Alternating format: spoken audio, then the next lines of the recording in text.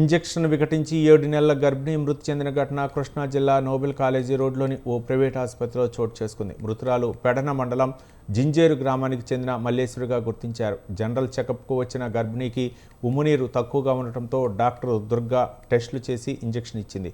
Injection ఇచ్చిన కొద్ది సేపటికే గర్భిణి మల్లేశ్వరి అస్వస్థతకు గురై మృతి చెందింది. దీంతో ఆగ్రహించిన మృతురాలి బంధువులు ఆసుపత్రి వద్ద ఆందోళనకు దిగారు. వైద్యురాలి ఛాంబర్లోకి చొరబడి ఫర్నిచర్ను ధ్వంసం చేశారు.